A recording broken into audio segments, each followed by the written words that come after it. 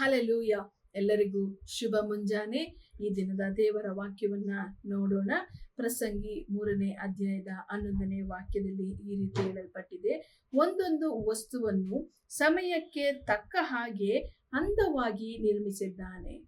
ಹೌದು ಪ್ರಿಯರೇ, ನಿಮ್ಮ ಜೀವಿತದಲ್ಲಿ ಏನೆಲ್ಲ ನಡೆಯುತ್ತಿದೆಯೋ, ಏನೆಲ್ಲ ನಡೆದಿಲ್ಲವೋ, ಆ ಎಲ್ಲಾ ಕಾರ್ಯಗಳನ್ನ ದೇವರು ಆತನ ಸಮಯದಲ್ಲಿ ನಿಮಗೆ ಅಂದವಾಗಿ ಮಾಡಿಕೊಡುವಾತನಾಗಿದ್ದಾನೆ.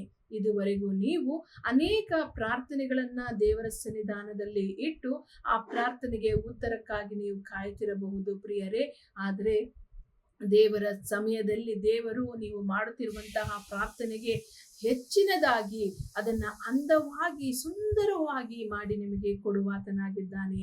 ಆದುದರಿಂದ ನಿಮಗೆ ನೀವು ಏನು ಬೇಕೆಂಬುದಾಗಿ ಬಯಸಿ ನಿಮ್ಮ ಜೀವಿತದಲ್ಲಿ ಬೆಳೆಯಲು, ದೇವರ ನಾಮವನ್ನ ಮಹಿಮೆ ಪಡಿಸಲು ನೀವು ಯಾವುದಕ್ಕೆಲ್ಲ ಪ್ರಾರ್ಥನೆ ಮಾಡುತ್ತಿದ್ದೀರೋ ಆ ಎಲ್ಲಾ ಕಾರ್ಯಗಳನ್ನ ದೇವರು ಆತನ ಸಮಯದಲ್ಲಿ ಸುಂದರವಾಗಿ ಮಾಡಿಕೊಡುವಾತನಾಗಿದ್ದಾನೆ.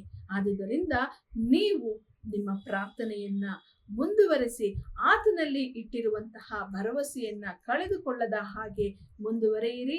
ಖಂಡಿತವಾಗಿಯೂ ನಿಮ್ಮ ಪ್ರಾರ್ಥನೆಗೆ ನೀವು ಉತ್ತರವನ್ನ ಹೊಂದಿಕೊಳ್ಳುತ್ತೀರಿ. ಪ್ರಾರ್ಥನೆ ಮಾಡೋಣ.